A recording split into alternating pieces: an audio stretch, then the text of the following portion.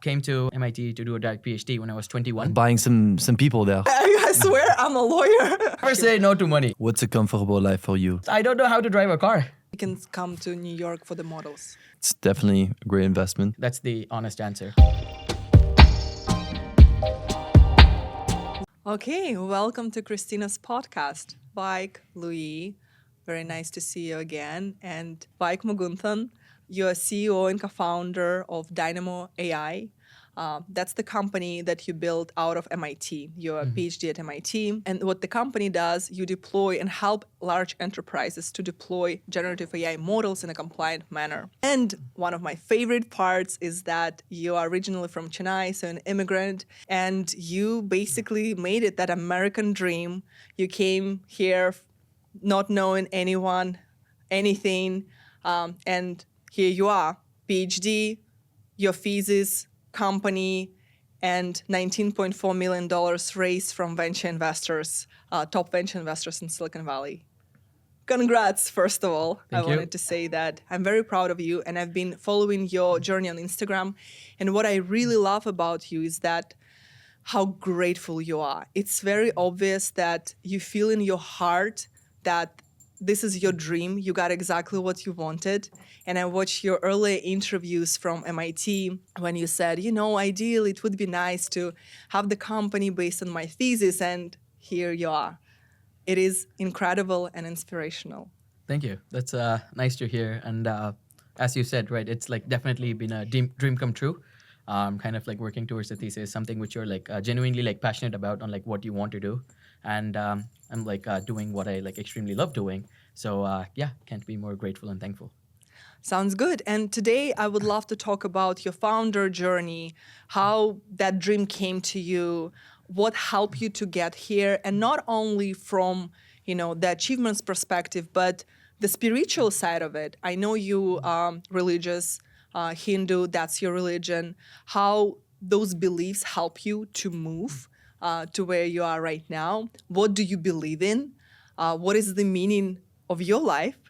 And what impact you would like to make. Yeah, I know it's going to be a non-traditional interview because everywhere you go, you're like, okay, we raise this money, we're going to deploy that, and we're going to spend money on that. Please come work for our company so we can be a unicorn. So like that gist we got. But I think for many people, I'm an immigrant myself, it's interesting to know what in your mind, in your heart, helped you to be on this path so it could help others in your shoes. Yeah, definitely. So I did my undergrad in India and then was like applying for like grad school. So most of my applications were for like master's only programs. But like MIT never accepted. They don't accept master's only if you're like applying for like a computer science program. So had to apply for the direct PhD. I would genuinely say it was like God's grace that like I got in. Came to MIT to do a direct PhD when I was 21. And kind of like my focus right from a young age was always towards like making sure like machine learning at that time, like which people like everyone refers to as AI, was like how do you make sure like you're able to like build like efficient like machine learning models, right? But like a lot of times things can go wrong. So that's like one topic that's like always like intrigued me. It's like what happens when like something does something which it's not like intended to do. So kind of like focused towards like privacy and security in general. And that was what my thesis was focused on. And always wanted to make sure I continued doing what I really enjoyed doing for like a good number of years in my life. And that led to the birth of Dynamo. Nice. And you met your co-founder, Chris, at MIT. Yeah. And we have a funny story where Vaik and I, we met at a house. It was a party in San Francisco. And then the next call we had when I was in Brazil during the Rio Carnival. So I was like full blown in this costume. Half of the costume wasn't present on my body. And I showed up on Zoom and they're like, whoa, like, what is happening? I was like, I'm a lawyer. Like, Google me. I swear I'm a lawyer. But anyways, like we kept in touch. And I feel like the journey that I'm on and that the gratitude that I feel, I could feel it in you and on your journey. Thank you for this, overview of your journey. Louis, do you have Any questions for our guest? I mean, definitely pretty impressed by this guy. I was also in Boston. I was on the other side, studying at Northeastern. What was your experience like? I mean, I've had a couple of friends at MIT, but I'm curious also. I mean, a lot of people take on kind of entrepreneurial paths, but I'm curious to hear from your perspective. Do you feel like being at MIT and doing that whole thesis made a difference into the path that you took? And did you feel like you really were surrounded by people that kind of grew all your ideas? Yeah, I definitely think that like MIT did play a big role in my life in general. I think like just like being surrounded with like people who are like genuinely motivated with like technology and like who want to like come up with like things that make a difference. That definitely gave me the extra passion and like motivation in addition to like what I was already doing. I also felt like I did a lot of like stuff outside of just like writing papers or like having like technical discussions with like peers or like advisors. Did like entrepreneurship like programs to went to like South Africa, Azerbaijan, was like mentoring startups. This was like when I was like 22. So that gave me like the perspective of like, okay, what is like the life of an entrepreneur, right? So these kind of like different experiences. Spent a couple of years at Harvard as well. So I would say that was like the turning point when I saw like people actually like implementing things which they were like working on. So my minor was actually from Harvard, focused on like fairness and law. So this was like something where like I saw people at MIT who were pure like technologists and like people at Harvard who were like actually like trying to like get things implemented. So I would say like this definitely gave me the motivation. But like definitely as a founder, I would highly credit San Francisco to a lot of things because everything in the East Coast is still kind of like theoretical. But like in SF, people do things. And there are like so many founders from whom you can like easily learn. I think like it's like you just like ask people, hey, like what worked for you, what did not work for you, and they have like thousands of like scenarios, right? So like the learning curve was definitely much shorter in San Francisco, and I think that played a significant role in like how fast as a company we actually grew. So kind of a lot of credit goes to San Francisco. Do you think if you hadn't gone to San Francisco after your studies at MIT, that your company would have been at the same point at it is now? I highly doubt it.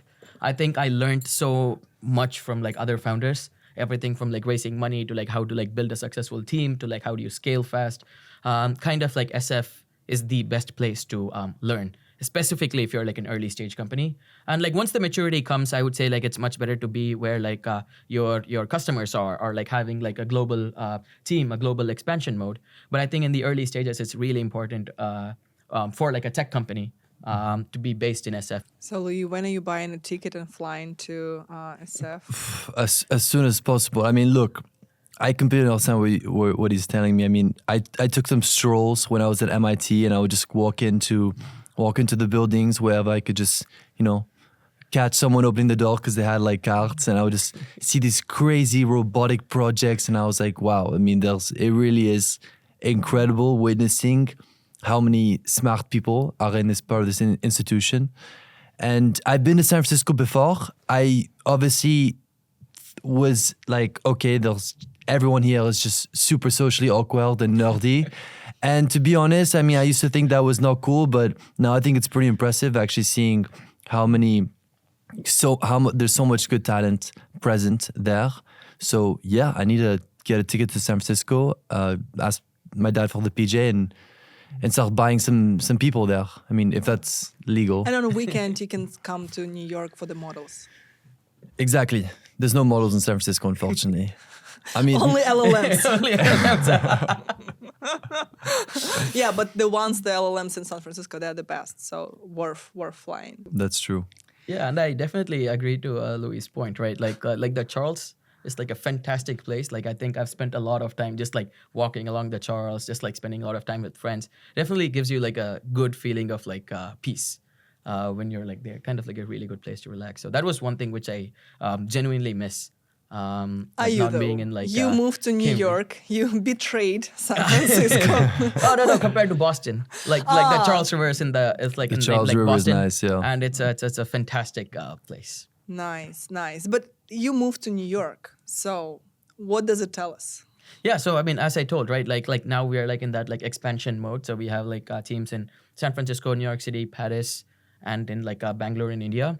So a lot of our customers are like finance companies, or like we tend to work with like regulators. So kind of like everyone's based in New York, DC.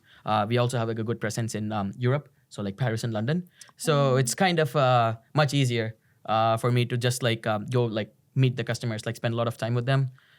So yeah, that's why I moved to New York. And good social life, obviously, things to do. And finally, dating life probably here is also better, right? Oh yeah, that 100%. Yeah.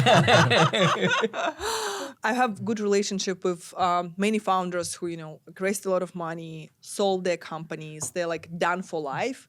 And some of them, they say selling the company, building the company didn't make anything for them in terms of happiness. So like you sold it and like, and What's next? I was lied. I was lied that this is the purpose. So what is the purpose of like this hologram, this life for you? I think like I always want to do things that make me happy and like others happy, like genuinely. And I feel like something which I've been like working for a long period of time was like working towards like how do you like make like AI more like responsible and like compliant and like privacy preserving. So it's not like something which I was like, oh, after ChatGPT was born, I was like, oh no, I need to like find like a fix for the problems that are emerging, right? This was like something which been like working for like more than like 8 years now. So kind of like just like the genuine like I just like enjoy what I do. Basically, that's the honest answer. Are you a person who is trying to save the human species, or it doesn't matter if AI survives and the humans don't? What do you Okay, have a I'm not stance? gonna lie by saying that like my motivation is to like save human species. No, actually, some of the billionaires, they're very open. They're saying we shouldn't discriminate. AI is a new species, and why would we, try to put humans above? And like Elon Musk, for example, he's on the other side. He's like, no, I stand with humans. Yeah, I definitely feel like AI is definitely making like every like individual better.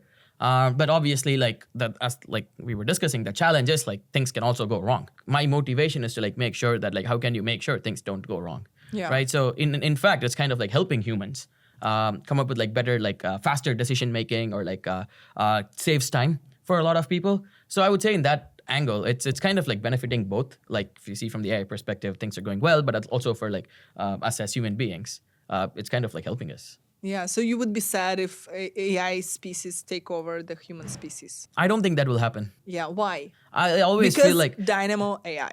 I feel like everything needs a human touch, right? Like everything, just like you can like automate stuff, but like at like some point there's still like going to be like a human who would have to take that final call, right? Because like the AI is never going to take responsibility. It's going to always fall on like some like person.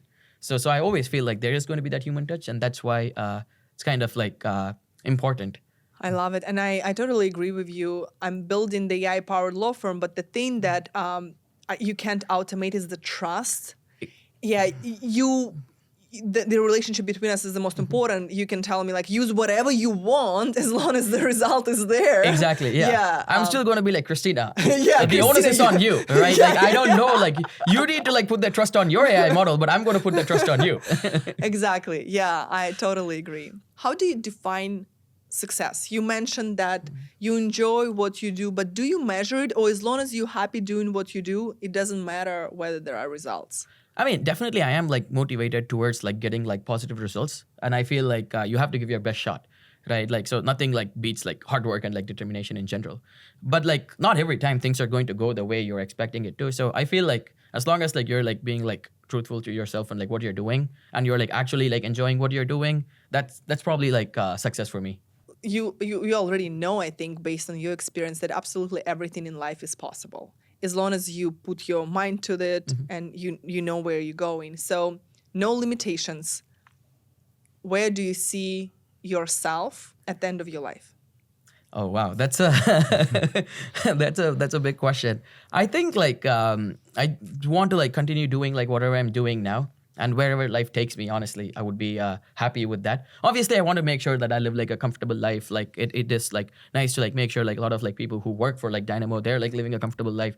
So like as long as like I think like there's like some sort of a positive impact, I think that's that's what I would take. What's a comfortable life for you? I think like as long as like I am like internally happy, I would say that's how I would define. But what makes you internally comfortable. happy? For example, like really beautiful view. I know you love the views. I love good views. The views. I love good views. Yeah. So those are like small things like you genuinely enjoy, right? Like I would say like say for example, I'm really passionate towards cricket, right? Like so going to like a big like cricket game gives me happiness. Do you own a cricket team? Not yet. What do you like? Do you like cars? Do you like yachts? To be honest, I don't know how to drive a car. You don't know how to drive a car? I don't have a license. But I'm going to get my license this summer. So that's like something which I'm like looking forward to. He has a driver. Do you have a Maybach? Rolls Royce? I feel like one of the reasons why I like living in big cities is also because that you don't have to drive everywhere. You can just like... But in SF, you have to. Like, there is no public transportation that is reliable in SF.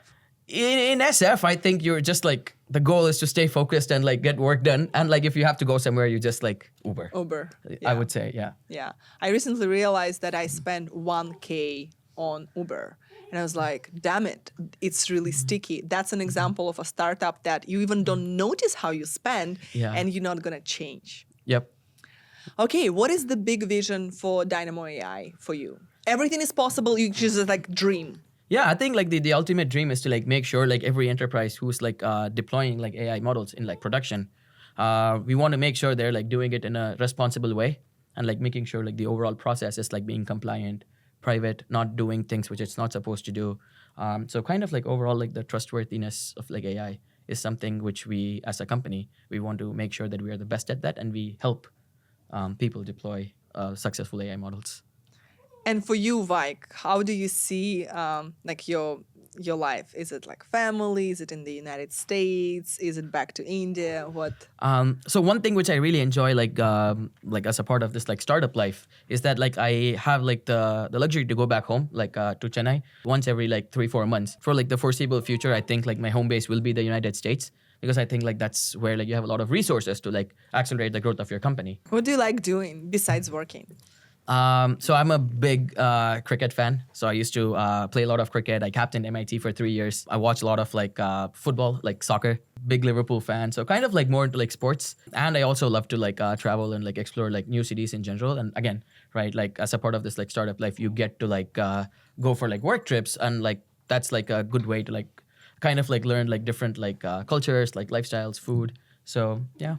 Thank you so much for sharing that. And I think it will be inspiring for folks who are like on a similar entrepreneurial journey, that you're very focused on the goals. Yeah. You know, just grounded. Like one thing which I would definitely say is like the value of education. I think like that is really important. Like, so like one thing which like my parents have always been like focused on was to like make sure like I had like good education. Actually, that's really interesting because you're the first experience like in my life that I see a successful PhD founder. Obviously, there are exceptions, but usually people who focus on studying, they are not focusing on applying and actually making something that the world needs. And especially now, do you think education would be as valuable with, like you can have your own AI teacher and learn whatever you want, not everything, but exactly what you want. No, but exactly, right? Like education need not be like associated with, having a PhD or like having a master's, right? Education is just like learning, right? Like every day you're like learning something new. And like I mean, I'm not gonna lie by saying that formal education is not needed, because like again, right? You like being a startup founder is not the only way, right? Like you're like a lawyer, right? Like so, I just feel that like having a formal education, you're like learning a lot of things. So it's like how like people compare like being homeschooled or like going to an actual school, right? It's like you're learning like other stuff from your friends, like you're like learning how to like talk to people, how to like network. So I think like all those like other like kind of like social skills, like a good education definitely helps. And that is why I think like, I mean, like every country is making sure that like they provide like even say, for example, free food for like kids to go to school, right? Yeah, like in and India, free that's education. like, free education. Yeah, I got all of my education for free. Yeah. Yeah, I wouldn't be here without that, and I don't have that. I think that's the advantage of our countries. Exactly, right? Like, because we don't have those 300K debt. Yeah, and also like say for example, right? Like if you're doing like a PhD, then like you pretty much get like a free ride. Yeah. Toward like for the 5 years, right? But do you think that with AI, the value of knowledge decreases, the value of experience always stays, but knowledge, it's free, it's everywhere, that it's not going to be as valuable to go to university for the knowledge. Yeah, to get to know people, yes, and plus credibility. I think you coming from MIT helped you, your first investors, to like, okay, if this guy went to MIT, if they believed in him, we might as well, right? Yeah, but again, right? Like that's the beauty of AI here, right? It's like you are like still like learning stuff, right? Like you're actually like skipping a lot of things, but you're at the end of the day, like you're still like you still have to like study, or you still like need to like know a lot of things to like even like know how to use AI, right? Like it's not gonna solve like every single problem from like start to end. Yeah. So yeah, that's what I meant by like education, right? It's just like the eagerness to learn. Yeah. Right. And like that, like yeah. eagerness can come in like any form. I totally agree. And I think humans will not be replaced by AIs, but humans will be replaced by humans who know how to use AI. Who know how to use AI. Yeah. Because you're more efficient. And the way that I provide legal services, honestly, like I integrate that. I use it every day because why not? Why would I have an assistant proofread the document? Like it makes no sense. Yeah. And do the research. Cool. What is your advice to your younger self? Maybe like 5-10 years ago? 5 years ago, I think I was at the right place at the right time. So I don't think like San Francisco people come. Like I think like at that like age, I was like when I was like in Boston doing the PhD, I think that was like probably the like some of the best time of my life. Just like because God like meet like so many different people, right? One thing maybe like 10 years ago was I think I was like I was pretty playful back then. I don't think I was that serious towards like Playful sounds like a good word. Yeah, exactly. But it was like I mean, I think I still like at that age, I think I lived my life the way I wanted to. It was just like playing a lot of like sports. Still like studied hard and like did all those things. But I think like I never like thought that, oh, okay, like I need to like be doing this or that, which is still fine, right? Like I think but honestly, I have like no regrets. You sound like a 90-year-old guy who's ready to die. Yeah, He's like I mean, I've lived my life. I've enjoyed it. It's easy to think that, oh, things could have like gone this way. I could have like studied harder, or like I could have like done this, that, right? But like, I mean, you can't change what's happened in the past, and I'm just like, that's usually my philosophy. So you don't have any regrets. Like one exercise that I do when I fly, I ask myself, if it was the last day, like if this plane like crashes, what would I change in my life? And I actually do change those things. I think like from the learnings, I've definitely learned a lot. Like say for example, like something which I did like 6 years ago, say for example, right? And if it didn't go the way it was supposed to, or like I knew that it was like a genuine mistake from my side, or like I saw someone else do that mistake, for sure I'm gonna take those learnings and like make sure like I don't do that again. But I just feel like I can't go back like 10 years and like change. No, that is not the point. The point is that you're like, okay, I've learned, how do I make the change now? You don't beat yourself up. It's just like, okay, exactly, next time I'll choose differently. Yeah. So I think like from the learnings, you're going to like make sure you're like applying them properly. Yeah. So you don't have any major like, oh, I want to change that. No. No. You sound like Warren Buffett. What is your favorite book? The last time I've read a book was probably like when I was taking my probability class at MIT. These days I just like go. Obviously I read like magazines, like tech magazines and like all those things. But one habit which I think I would like to start soon is definitely like reading. Right, like books of like people, like just for like something which I would like, because usually I just like end up reading like sports magazines because I follow a lot of cricket and soccer. So that's an habit which I prefer. Which books you would like to read? I think like something that like from someone whose life is like based on like just like they did something which they genuinely liked, and then like how that kind of like changed their life. So something like that. Oh, you know who the Shoe Dog, founder of Nike. Okay. It is so amazing. Like I was crying, and it was at the beginning of my entrepreneurial journey. And he was describing the process of creating something out of nothing, like coming up with the name. And it feels like you literally Yeah. gave birth to something. Yeah, I feel like I definitely watch like a lot of like videos. Like for example, I love like seeing like Obama speak. Like that's something which I feel like I'm just like learning a lot.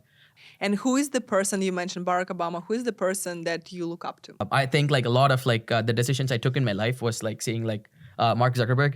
I am not even lying. I would have watched like The Social Network like 70, 80 times. That Whoa. like one movie was just like so inspirational. I'm going to try my best to like kind of like experience the same things which he was experiencing. A lot of things made complete sense, right? Like Harvard, I was like, okay, I need to like get into like Boston in general. The way he moved to like Silicon Valley changed kind of like motivated me to do the same. So completely honest, like Zuckerberg is probably my Wow. idol. I've never watched Social Networks. Yeah, it's such an inspirational movie. Okay, It's I'm a good good one, yeah. 70, 80 times. Like I trust you. I'll watch it Yeah. at least once. The thing that I wanted to also touch base is religion. Your religion is Hindu. Yep. And what does it give you? What beliefs you took from that? And I understand that it came from family, so you've grown up with that, which is very unusual for Silicon Valley. So when I came to Silicon Valley, I've been told like it's okay to have any sin as like, but being religious, like that is the worst. So I really like that goes to you being authentic, because I think in life being authentic is number one thing that attracts people, that brings abundance into your life, and being able to be who you are even if it's not hot or popular. Yeah. So what being religious gave you in terms of the system, and have you experienced any discrimination or like people like, oh, Obviously, like one thing I'll be honest with is like I don't care if like people like discriminate me on like something which I feel like I genuinely believe in like the Hindu gods, like to be like Krishna or like Ganesh or like anyone, right? Because like from a young age I used to like go to like temples every day.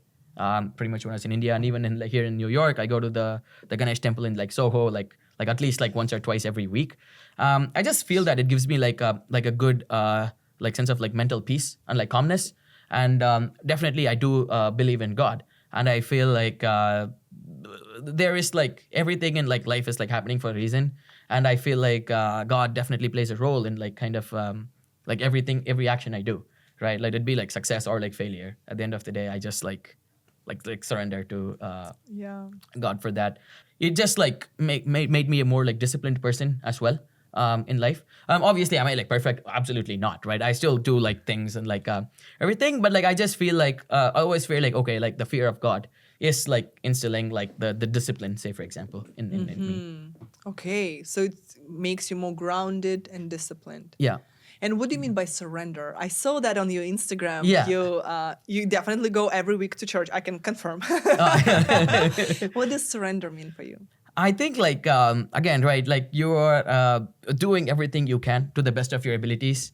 But at the end letting of the go. day, right? Like there's like someone above you who is the ultimate decision maker, right? And I fully believe in that. You're like just like expected to do like your like job, your duties, right? And then the end result is like something which you can like expect. You want something, but like there's like a superior force. Which would ultimately decide that. Is what I feel. Interesting. And it doesn't suppress you, because I feel like when I need to answer to someone, I'm a rebel. I'm like, no, I'm not going to. But it kind of sets you free, because you feel I don't control anything. So not anything. I don't control everything. So I kind of can let go. Yeah, but like I mean, I do read like the religious like scriptures, right? So the Hindus, we have like this thing called the Bhagavad Gita, and that's kind of what it says, right? Like just like do what you're expected to do, and don't think about the result, right? But I mean, as human beings, we do think about like, oh, like I want this, I want that, which you can't change. But like I just believe that like beyond like human beings, there's like a superior force, which I believe to be like Krishna or like Ganesh. I think this has been incredible, Louis. Are you investing on making your papa invest? I mean, absolutely. I'll definitely go to my papa and ask him. I mean, yeah, it depends on how much equity much? and want to look at your valuation. But from everything that you've told me, it's definitely a great investment. Never say no to money. One more thing I believe in. But do you believe? I'm also curious. Do you believe in? I mean, yes, never say no to money. I agree with that to a certain extent. Do you want, like, if you were more focused on like angels, wouldn't you want specific angels that you know have an interest or understand or can mentor you in the future on your path? So let me rephrase it then. Never say no to useful money. That's a good one. Yeah. Yeah, because I agree. Like, you can take money, but then what are you gonna do with them if these people don't help you? But have you ever raised money that you like? Okay, it's just the money. It's like the marriage for money. Actually, never. Again, like God's grace was like in a lucky enough position to always be like I made sure like one thing was like people actually knew what I was like doing. So just like getting money from like someone who doesn't exactly understand what you're doing, right? Like it's really not going to help you grow. Always I've felt like take money from like people who are going to add some sort of value, right? Again, it need not be like in like just like purely technology or like whatever. Even like mentors outside of like things, as long as like they're like bringing something to the table for the company to grow. Right, because I always feel like anyone who's like invested in the company, it's like we are all like in a marriage. Yeah. Right, like everything should be in like amicable terms, and like the moment like some fight starts, right, then it's like not good signs. Yeah, and in terms of the value, because that was our previous conversation with Lee, because he wanted to raise money from sovereign funds. I was like, yeah, but the values are clearly not aligned, and there's probably not going to be value in hitting the product market fit, especially in early stages. You want to take the money that you know that they're going to introduce you to someone, customers, potential other investors, help you to figure out something, right? Yeah, at the end of the day, like one of the most important things in a business is like having good relationships, and that itself like kind of like gets you like kind of helps you like grow the company, right? And I think being surrounded by good people, just like making sure they're going to have like a positive impact in like what you're doing. I think like getting money from them is absolutely perfectly fine. Do you have a dream investor that still not on your cap table? Mark Zuckerberg. Mark Zuckerberg. Yeah, he answered. Louis answered. Manifest. Yeah, let's manifest. Yeah. I'm always manifesting for you. Yeah, cool. I have my dream investor, Naval, because I really love his philosophy. And I would take, even if I don't need money, it will dilute me. I will take it so I can like rightfully text him with my questions. And I know that perspective, like we had an hour dinner and he gave me the whole strategy that is like priceless. Like you can't even put a price because no one other than him lived like 10 years and have this experience. So I'm like, I will take my shares and give you. It's about like how like your company grows, but also like how like every individual in the company grows, right? So I think like that's why like being surrounded with like good people, but also like successful and like it's who a have like a good combination. heart, right? I think that's really important, and there are like people like that in the world. So I think all of us should surround us with people who have like a positive energy. Definitely. Oh, and I think on this positive note, we can thank you, Vaik, for this interview. What would be the last message you would like to send to people? I think a couple of things which I'd like to say is like definitely chase your dreams and like make sure you work like really hard. I think I personally feel like nothing ever beats like hard work and dedication in life.